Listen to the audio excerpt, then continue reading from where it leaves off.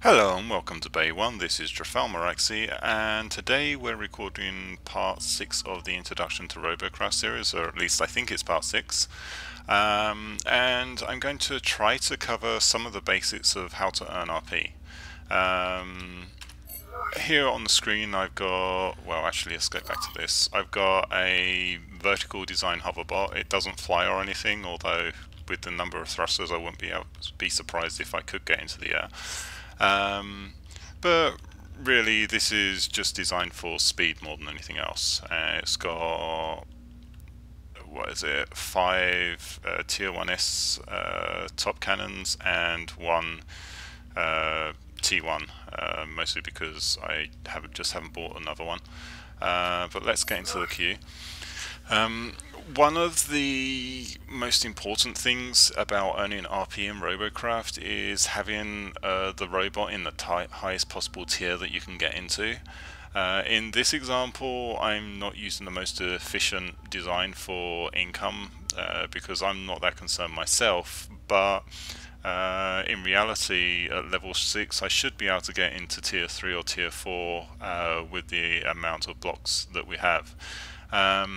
You just earn more every tier that you go up, so you get the victory bonus, you get the win rewards, all that kind of stuff. It mounts up, so it's always worthwhile playing in the highest tier that you can go.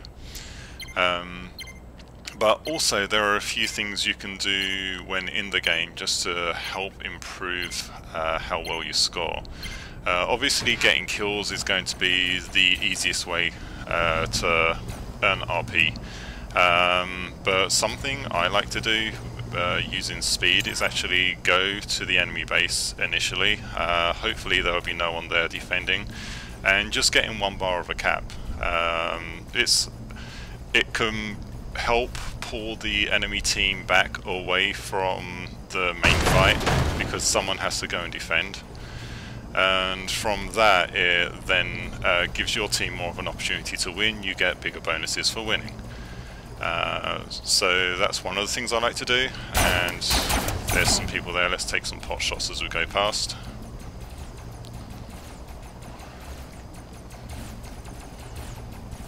And it looks like we got...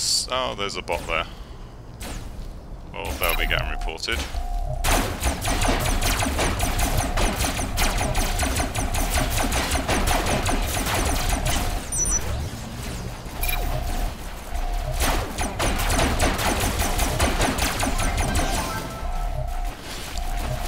And people are coming back, so I'm going to run. It means we're going to lose the cap, but it helps out our team in the center.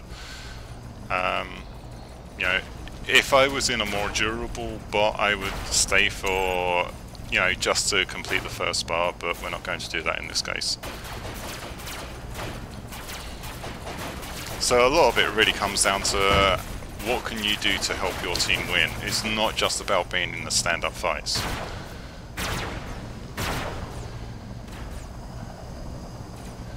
Okay, how's this battle going up here? Alright, it looks like we may have actually pushed the center. No, we haven't. Oh, great.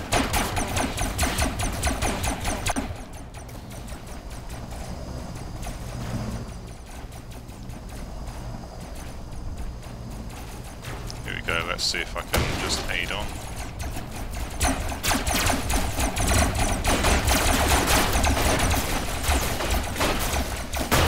And this isn't a shining example. But that's the kind of tactics I use when I'm using a lighter bot. It's try to start a cap, come at the enemy from behind, and just run distraction on them. I don't focus primarily on getting kills, but it's always a good bonus. And between tiers 1 to 4, you'll be getting anywhere between 100 to 2000 RP. The 2000s I think is the most I've actually got in a game at tier 4.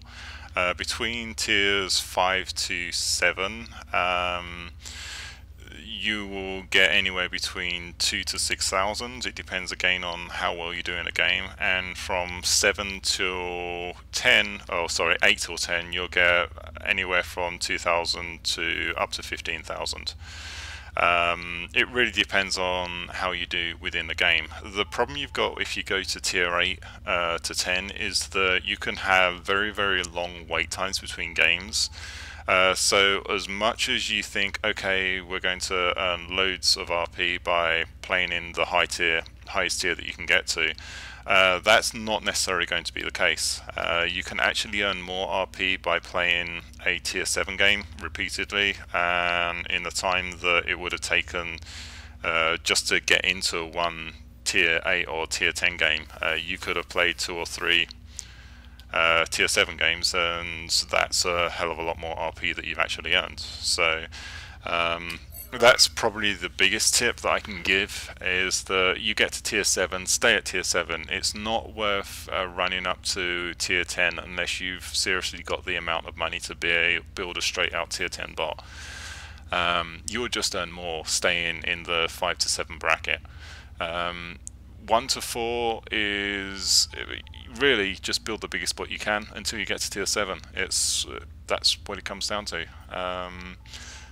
But some other tips that you can try to follow is, if you've pretty much destroyed the enemy team and you've got nothing on the cap, stop killing people, go to the cap and get the cap reward. The chances of them actually pushing you off it is pretty remote if you've got a good numbers advantage, and you'll earn a lot more RP than that one additional kill, because in most cases, if you've got 10 people on your team, there's 8 of you still surviving, there's 2 enemies left, there's a good chance you're not actually going to get that kill. So you'll just get more RP by going back to the cap and capping the game out. Beyond that, there's not really that much advice I can give in terms of getting more RP. It's don't try to be the hero, don't try to be a tank. You know, as much as your design might be a tank, just play it safe. Don't be stupid and run into the middle of an enemy pack unless you know full well that you can get out of it. It's avoid stupidity. Unfortunately, I'm not a great example of that because I love to do that kind of stuff. It's fine, but if you want to actually earn RP, try to avoid that kind of gameplay where possible. So anyway, I'm just going to continue to play for a little bit. If you want to keep watching, please do so. You can also subscribe up in the top right corner. But anyway, thank you for watching. I'm not going to end this yet, I'm just going to play it out. So enjoy Robocraft.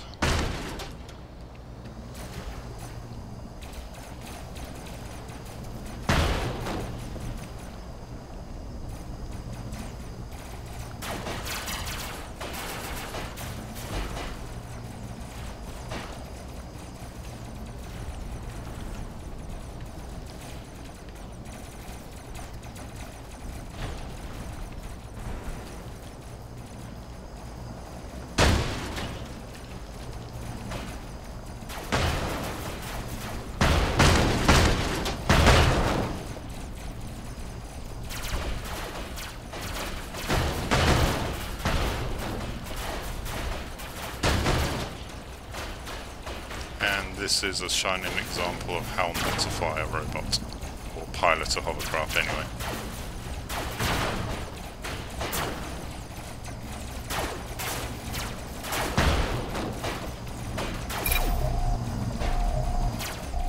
Looks like most of the allied team has already died.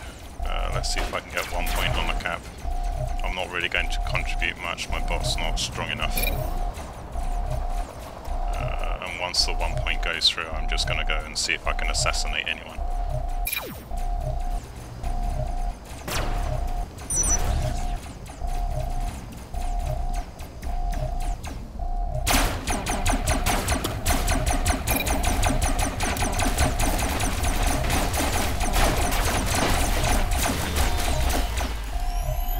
Anyway, thank you for watching. This is Robocraft Bay 1, and have a good time.